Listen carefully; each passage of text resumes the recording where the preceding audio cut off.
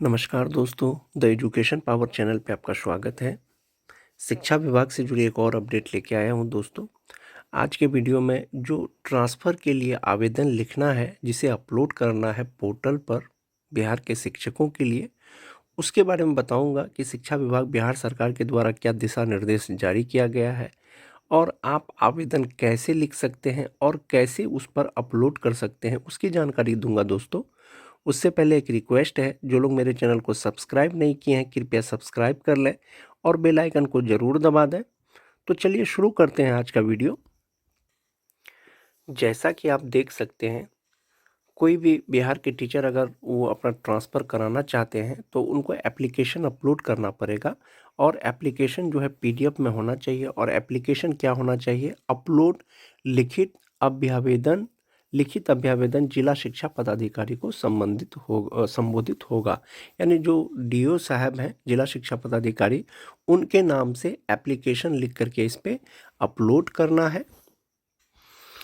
जैसे कुछ शिक्षकों के द्वारा कहा जा रहा था कि जो ऑनलाइन एप्लीकेशन या अभ्यावेदन जो ऑनलाइन अपलोड होगा पोर्टल पर, उसको जो है सत्यापित कराने की ज़रूरत है। ऐसा सिर्फ अफवाह था दोस्तों, ऐसा करने की कोई आवश्यकता नहीं है। ऑनलाइन आप अप्लाई करने के लिए, ट्रांसफ़र के लिए, उसमें आपको सत्यापित कराने की ज़रूरत नहीं है। जैसा कि आप देख पा रहे होंगे, शिक्षा विभाग ई शिक्षा कोष पर स्वयं के आईडी से शिक्षकों को 15 तक करना होगा आवेदन। यदि कोई भी शिक्षक अपना ट्रांसफ़र कराना चाहते हैं तो 15 यानी कि 15 दिसंबर तक वो जो है अप्लाई कर सकते हैं। ऑनलाइन भरें फॉर्म। स्थानांतरण के लिए आवेदन सत्यापित कराने की ज़रूरत नहीं है।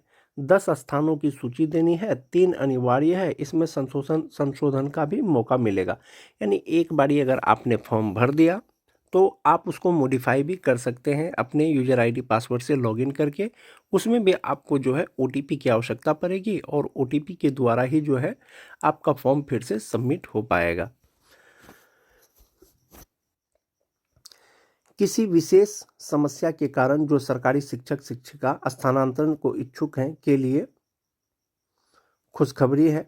विभाग ने 15 दिसंबर तक ई शिक्षा कोष पर ऑनलाइन आवेदन के लिए 7 तरह की श्रेणियां तय की मार्गदर्शिका जारी की है। यानी टोटल 7 तरीके के शिक्षक जो है ट्रांसफ़र के लिए अप्लाई कर सकते हैं। इसी के अनुरूप शिक्षकों ने आवेदन भी शुरू कर दिया गया है। बहुत से शिक्षकों ने आवेदन भी किया है और कुछ कर रहे हैं। हालांकि स्थानांतरण को इच्छुक कुछ शिक्षकों में आवेदन के तरीकों को लेकर असमंजस की स्थिति बनी हुई है, जिसमें से एक असमंजस था क्या जो है जिला शिक्षा पदाधिकारी जहां पर आप ट्रांसफ़र कराना चाहते हैं, क्या उनसे सत्यापित कराने की आवश्यकता है? लेकिन नहीं दोस्तों, किसी भी शिक्षक को आवेदन को सत्यापित कराने की आवश्यकता नहीं है। आप अपने हाथ से लिख करके जिस आधार पर आप अपना ट्रांसफ़र कराना चाहते हैं उसको पोर्टल पर अपलोड करें और आपका ट्रांसफ़र हो जाएगा। परंतु विभागीय स्तर पर बताया गया है कि आवेदन सीधे ऑनलाइन ही करना है। इससे जिला स्तरीय पदाधिकारी से सत्यापित कराने की कोई आवश्यकता ही नहीं है। शिक्षकों को पोर्टल पर सभी सूचनाओं को प्रविष्ट करने के बाद अपना अभ्यावेदन भी स्कैन करके अपलोड करना होगा। ट्रांसफ़र के लिए जो आप एप्लीकेशन लिखेंगे उसको जो है स्कैन करके पीडीएफ में उस पर जो है उसको अपलोड करना होगा और जिला स्तरीय पदाधिकारी आपके उस एप्लीकेशन को पढ़ेंगे। उसी के आधार पर आपका जो है स्थानांतरण किया जाएगा। इस शिक्षा कोर्स पर आवेदन करते समय कई स्टेप ओटीपी का अनिवार्य बताया गया है। यानी ओटीपी अनिवार्य है, उससे जो है आप ट्रांसफ़र के लिए अप्लाई कर सकते हैं। कौन कौन शिक्षक आवेदन कर सकते हैं? जैसे असाध्य रोग, जो शिक्षक किसी बीमारी से ग्रसित है या उसके परिवार में कोई ग्रसित है, उसके आधार पर जो है ट्रांसफ़र कर सकते हैं। गंभीर रुग्णता, किडनी रोग, हृदय रोग, दिव्यांग के आधार पर भी ट्रांसफ़र किया जा सकता है। ऑटिज्म, मानसिक दिव्यांगता, उसके आधार पर भी। विधवा एवं परित्यक्ता महिला, उसके आधार पर भी। पति पत्नी के पदस्थापन के आधार पर शिक्षक शिक्षिका दोनों के लिए। इसमें एक चीज़ बहुत महत्वपूर्ण है दोस्तों, जो पहले ट्रांसफ़र नियमावली आई थी उसमें दिया गया था कि सिर्फ पति के पदस्थापन के आधार पर ट्रांसफ़र किया जा सकता है किसी शिक्षिका का। लेकिन ये जो नया नियम है दोस्तों, इसमें पति पत्नी दोनों के पदस्थापन के आधार पर कहीं पर भी अपना ट्रांसफ़र करा सकते हैं। और जो मेन चीज़ है, महत्वपूर्ण चीज़ है, वो 7 नंबर पॉइंट है दोस्तों, सभी शिक्षकों के लिए है ये, कि ऐच्छिक स्थानांतरण से पूर्व वर्तमान पदस्थापन की दूरी शिक्षक शिक्षिका दोनों के लिए, यानी आपको किस आधार पर ट्रांसफ़र चाहिए, आपकी जो वर्तमान पोस्टिंग है या स्कूल है वो कितना दूर है, उस आधार पर भी आप कर सकते हैं। अब मैं आपको बताऊंगा दोस्तों कि एप्लीकेशन आपको कैसे लिखना है और कैसे लिख करके उसको अपलोड करना है। जैसा कि आप देख पा रहे होंगे, जहां पर आपकी पोस्टिंग है उनके नाम से जो है आपको एप्लीकेशन लिखना है। जिला शिक्षा पदाधिकारी, जैसा कि ये किसी साथी ने लिखा है, पूर्णिया जिला शिक्षा पदाधिकारी पूर्णिया, विषय है स्थानांतरण के संबंध में। तो यहाँ पर लिखा है कि पत्नी के पदस्थापन के आधार पर, उन्होंने लिखा है पत्नी के पदस्थापन के आधार पर, यानी इसको जो अपना ट्रांसफ़र कराना है पत्नी के पदस्थापन पर कराना है। लेकिन अगर आपको दूरी पर कराना है, जैसे किसी शिक्षक का जो है पोस्टिंग बहुत दूर में है, किसी दूसरा जिला में है, तो वो यहाँ पर लिखेंगे कि दूरी के आधार पर, वर्तमान पोस्टिंग की दूरी के आधार पर पदस्थापन या ट्रांसफ़र के संबंध में, ये ऐसा लिखेंगे। महाशय, निवेदन पूर्वक कहना है कि मैं अपना नाम देना है, जिला देना है, प्रखंड देना है, विषय देना है, और कब से आप उस स्कूल में कार्यरत हैं उसका दिनांक देना है, लिखना है दिनांक इतना से कार्यरत हूँ, मेरा अस्थाई पता, उसके बाद आपको अपना अस्थाई पता लिख देना है।